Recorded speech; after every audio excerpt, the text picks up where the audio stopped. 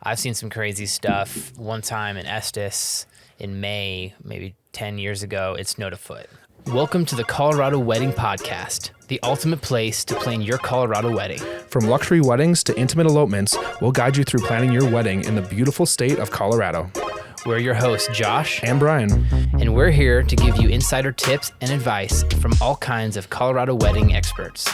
Join us and discover the best ways to reduce wedding stress and design your unique wedding day. Welcome back to the Colorado Wedding Podcast. I'm Brian, the owner of Bookend Photography. And I am Josh, the owner of Ascend Media. Yeah, great to have you back. And today we're going to be covering something specific to Colorado. And I know there's other states that have this too, but Colorado specifically is just weather and heat and cold and all that sort of stuff. Yeah, there's a lot of swings up and down, hot and cold, snowy. We got fires, we got hail. There's just a lot of variation. Hellfire. Yeah, we got all that going on. You got to keep in mind. Yep. So I think that it's something that maybe brides and grooms don't think about that much, but it's definitely impactful in the day, and it can be harmful if you don't think about it. So just being conscious of it. Yeah, so we got a couple things to think about, a couple thinking points as you're considering planning your wedding that we're just going to hit in more detail here. So Yeah, we're going to jump right in. This applies to any wedding. So yeah, the first thing we want to talk about is just the difference between the winter and summer in Colorado and some of the things that you're going to be facing, some of the elements you're going to be facing. So let's talk about summer first. Yeah. So in the summer, one big thing to think about is when the sun sets. For your photographer and videographer, it's a big deal of capturing photos, at that golden hour time.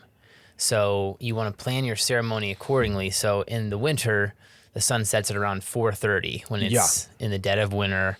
So it's going to get dark real quick after any sort of possible evening ceremony. And then in the summer, the sun sets at 8:30. So that's just a totally different timing there that you want to consider when you're planning your ceremony time. So that ideally, if you want good photos at sunset, you want to plan that ceremony accordingly. Yeah, I mean, just be aware that if you print out a standard timeline or if you're planning on your own, that you could just, and we've given you guys a timeline on our website on coloradoweddingguides.com, and you should definitely use that, but you need to be aware of that ceremony time.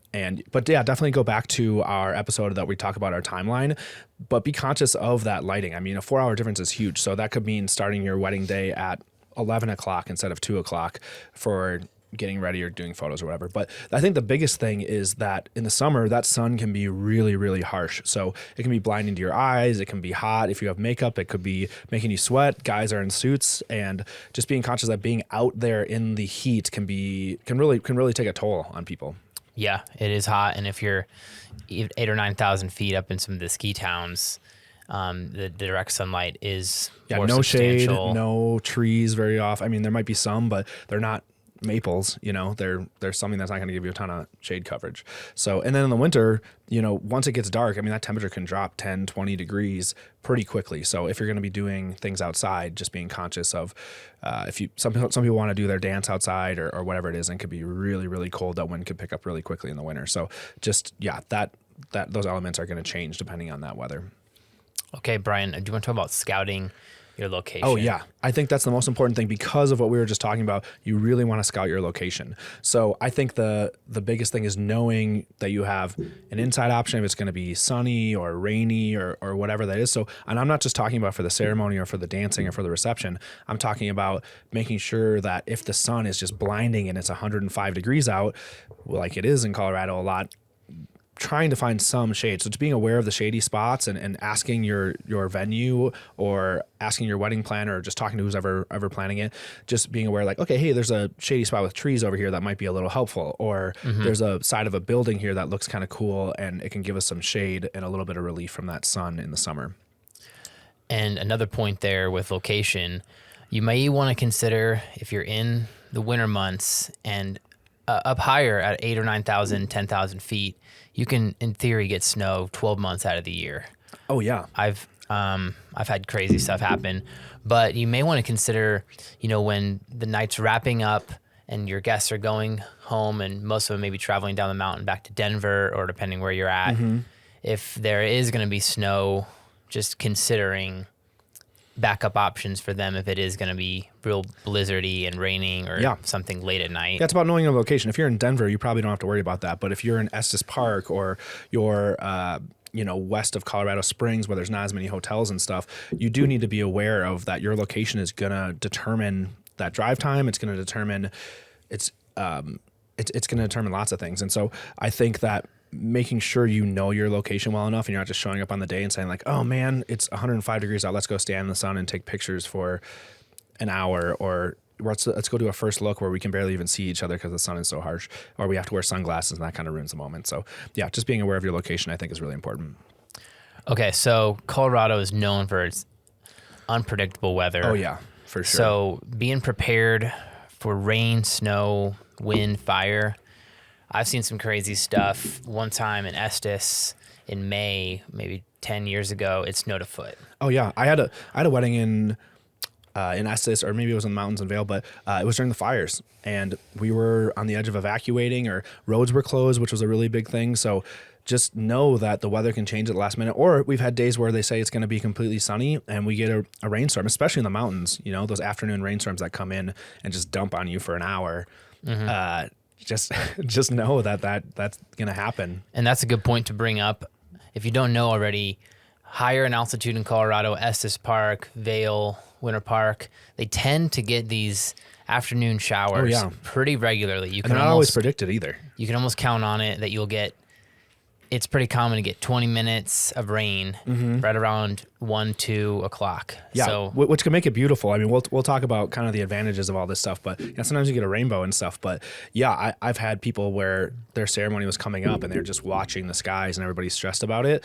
And we'll talk about kind of how to deal with that emotionally here in a few. But yeah, that definitely happens. Yeah, that's something that you can almost count on, something going wrong with weather. Okay, so just being prepared and bringing what you need. Yeah. And all sorts of. And not just for you. I mean, I've had really smart planners have a bunch of white umbrellas for, not even for rain, for sun, especially if they have a ceremony outside that's in the middle of a field, which normally a ceremony spot's not going to have a lot of cover if it's out in the mountains because you don't have anything over the top of you, usually no trees, it's in an open area. So that actually makes for kind of cool pictures and photos. Like selfishly as photographers and videographers, it's kind of cool when it's a bunch of white umbrellas and then you just see the bride and groom or the bridal party. So there's not really a disadvantage from that aspect, but if you have older grandparents or just older people that'll be there, that's something very commonly that I hear, that they're blinded by the sun and they have their hand over their face, or they bring their own umbrella that doesn't match or whatever that may be. So if you're planning in the middle of the summer and hey, it's probably not going to rain, it doesn't mean you shouldn't bring something, or encourage people to wear cool hats or something like that, or bring sunglasses. Yeah. So even in your ceremony, if you choose to have that outside, a lot of, the backdrops are facing west. It's common. So so right at sunset or when the sun is below midday, it will be shining possibly right in all your attendees' faces. Oh yeah, I've seen a lot of times where they can't even see the bride and groom. So, I personally would recommend that either have the sun a little higher in the sky or at sunset, and obviously that's going to change your photo times and stuff. So that's not, you have to take that in consideration. But yeah, sometimes when it's right at sunset, I've had guests all wearing sunglasses and just being squinted and blinded the whole ceremony. So rough. But that's the summer. I mean, we're in the winter. Be conscious of the temperature and be conscious of the lighting. Like if you have your ceremony at 5 o'clock, it could be dark. So making sure that you have lighting, making sure that your guests are bundled up, heaters, whatever that may be. And in the winter, you sometimes have to play that ceremony time by ear based on the temperature. So some people, in the morning, it'll be 30 degrees and it might get up to 40. If you're comfortable having your guests sit out there and it be 30 degrees, great, that's your decision. Do you, but just be aware of it and communicate with your guests about it. Yeah. So last piece, with all this being said, you're still going to have your wedding day. Yeah. And at the end of the day, you've got to embrace it. You don't want to have those regrets and be worried about it in the moment.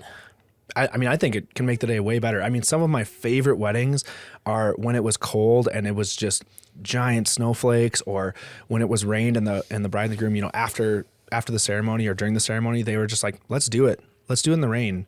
Let's we have umbrellas for our guests. They came prepared, and they did all the things that we were talking about. They knew their timing, and it was awesome. It was so awesome to do a ceremony in the rain. I mean, our video equipment and stuff, you had to deal with that. We'll deal with that. You don't need to worry about it. But yeah, it was so cool, and it was, the energy of the day was awesome. Everybody was laughing, and I think that's something that's really cool. And wind too. I think wind is something that we haven't mentioned too much, but that's super common in Colorado. And some of the most beautiful parts are a bride and groom walking through a field when it's really windy and their hair blowing in the wind, or dress or suit blowing in the wind. I think you can't control that, Mm-hmm. Yeah, and it can bring such a freedom or a flexibility when your plans change, and there's all of a sudden just this different atmosphere, and people are feeling more free when plans change, and it can be a pretty cool change to your plans if you embrace it. Yeah. So all the stuff we talked about, it sounds kind of negative, but yeah, just make that part of your day. It is part of the story. I mean, as videographers, we tell that story. We tell the story of the rain and the snow and the wind and whatever that is, because that's what happened on your day. That's a true story, and that makes your day your day. And so I think it's just really, really cool when you kind of try to let that stress go and realize, look, I can't control this, and maybe it's not ideal. Maybe I didn't want to get rained on, but it's not about that. And maybe a lot of brides will be frustrated with me saying, like, it's not about, your hair not getting wet or whatever that may be. And correct me if I'm wrong, but the brides that are more concerned about that tend to have a worse day, worse video, worse photos, instead of an amazing story. Yeah. If you let go a little bit, you can set yourself up for a more successful day and just more enjoyable. Yeah. And just to cap all this, it's a crazy state with crazy weather and swings, and we have all the seasons and all that sort of stuff. But look what we have. We have the foliage that's amazing. We have beautiful sunsets. I mean, sometimes those rains bring in clouds, and I have rainbows pretty frequently at my weddings. I mean, that doesn't happen in other places that I've shot. And so, I mean, we should be so happy about those crazy days, because sometimes they result in the coolest stories, coolest footage, and most beautiful days. Totally. Yeah.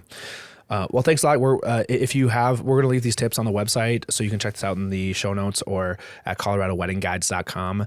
You can just click on the link in this episode. So we super appreciate everybody being here. We just want to reduce the stress of your wedding and just make sure you're informed, and we appreciate you listening. Thanks, guys. Yep.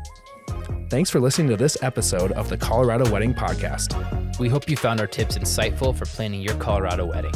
For all the free wedding planning tools, checklists, and guides, go to coloradoweddingguides.com. Don't forget to rate us on Apple and Spotify, and be sure to follow us on Instagram at CO Wedding Podcast. We appreciate you and hope you have the best wedding possible. See you next time.